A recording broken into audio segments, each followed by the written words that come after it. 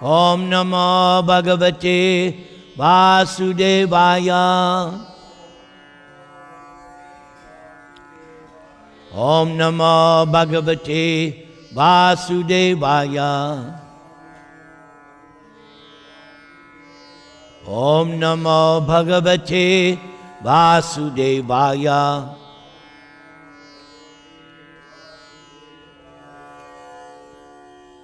Srimad Bhagavatam is the literary incarnation of God Himself. The question is asked in the first chapter of Srimad Bhagavatam. Where will the people in Kali Yuga go for shelter? The people of Kali Yuga are full of faults. There is nothing auspicious about the age of Kali. It is an ocean of bad things. And at the end of the Srimad Bhagavatam, Shukadeva Goswami will confirm that there is only one good thing which you can say about Kali Yuga. And that is simply by doing the kirtan of Krishna. Kirtanad eva Krishnasya. Shukadev is very specific who the kirtan should be about. It should be the kirtan of Krishna. And if one does that, then at the end of this life, one will return back home, back to Godhead. So the Srimad Bhagavatam is the spotless Purana. And it has entered just in the beginning of Kali Yuga on the order of Narada. Vyasadeva was instructed by his guru Narada to compile Srimad Bhagavatam because Vyasadeva was not satisfied in compiling the 4 Vedas, 108 Upanishads, various Puranas, the Vedanta Sutra, the Mahabharata. He was not satisfied. So as his final masterpiece, Narada instructed him to compile Srimad Bhagavatam. What is Srimad Bhagavatam? It is the history, not the story, the history of God and His devotees. It is the beautiful Bhagavatam because there is no material defect. There is no cheating in Srimad Bhagavatam. There is no materialistic conception of religion.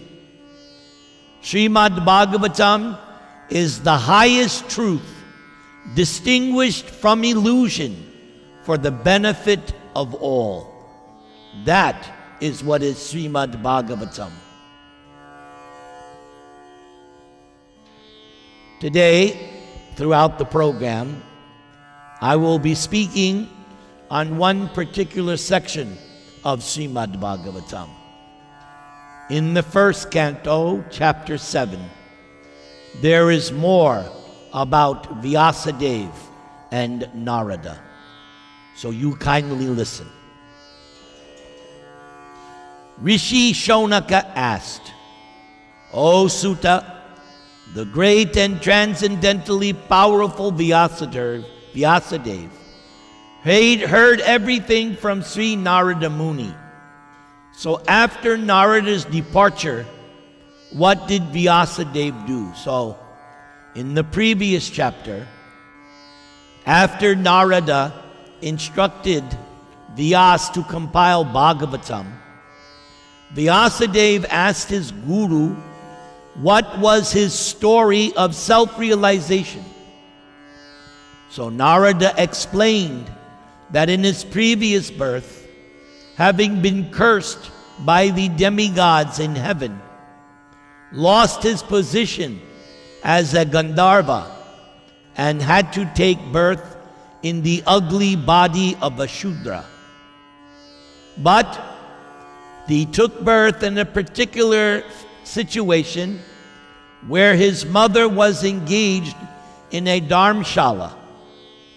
So the young boy would get the association of Bhakti Vedantas, devotees.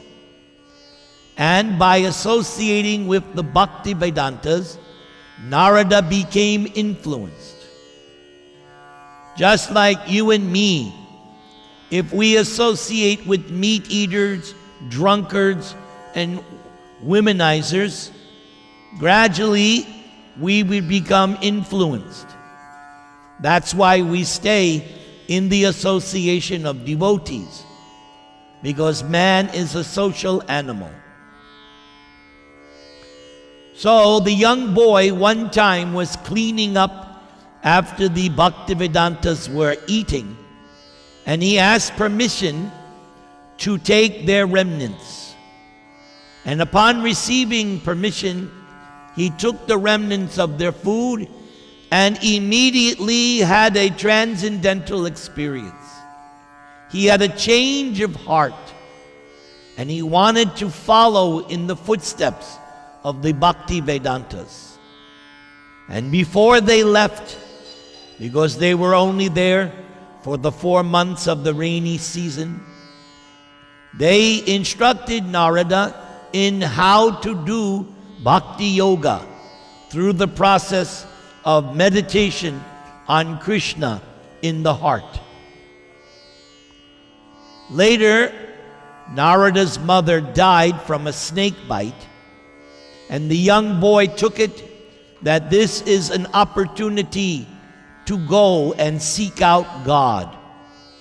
So he traveled a long distance and sat in a lonely, secluded place underneath a tree and began to meditate on Krishna within the heart.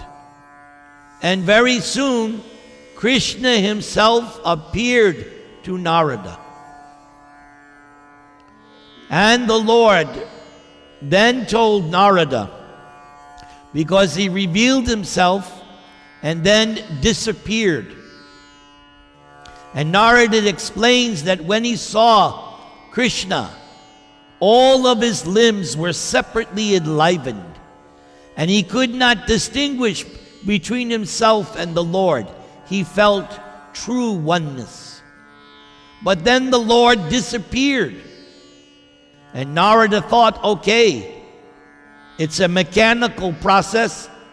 I'll just meditate again and the Lord will appear. But the Lord did not appear, even though Narada tried and tried, because God realization is not a mechanical, materialistic process. Krishna appears out of his causeless free will and mercy. You cannot make Krishna appear. It's up to his choice, free will, causeless mercy. So Narada was frustrated because although he was meditating, the Lord would not appear. But then the Lord spoke to him invisibly and told Narada that not in this life, not again in this life, that Narada would be able to see the Lord. And the Lord explained the reason why. He said, I shown you myself as I am just to entice you. But then I removed my vision. Now you will spend the rest of your life simply hankering to see my exquisite form. Because my form is the ornament of all ornaments. We put decorations on Krishna, but the fact of the matter is, Krishna is so beautiful, he makes the ornaments look good. He doesn't need ornaments. He himself is the ornament of ornaments. Still, we want to do service, so we decorate and ornament Krishna. But actually, the form of Krishna is itself the topmost ornament of all ornaments. So the Lord said, now you will spend the rest of your life searching and hankering to see me.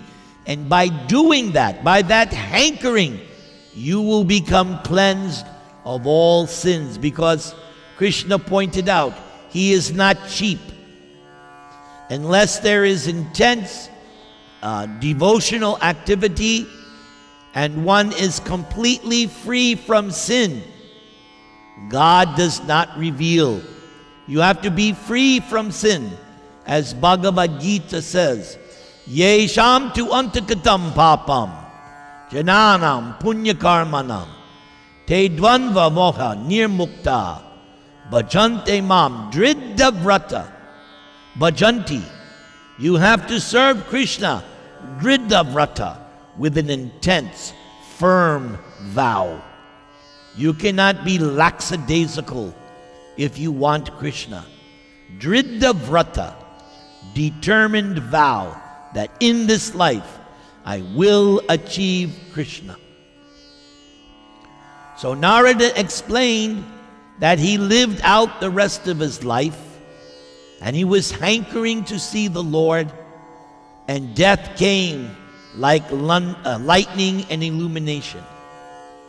And when he took birth again, he was coming out of the mouth of Lord Brahma, but now he had a transcendental body.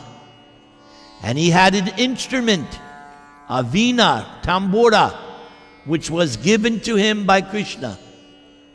And when he plucks the strings, it makes the sound, RadhaRaman. Everybody can say. So he has a special instrument. He's never in illusion, because that tambura is his constant companion. And he's always hearing the name, RadhaRaman, RadhaRaman, RadhaRaman. And so now Narada tells Vyasa, now I have a transcendental body, and there are no restrictions on my movements. I can travel to heaven. I can travel to earth. I can go to the hellish planets. I can go to Vaikuntha. No TSA, no visa, nothing to check him. Even you want to go to India, you have to go through so much governmental BS just to go to your homeland, both in America and once you get there. Where are you coming from? Who are you? How much money you have? But Narada is free to go anywhere he wants. All right, that's part one. I'll stop there. Everyone can chant the Maha Mantra.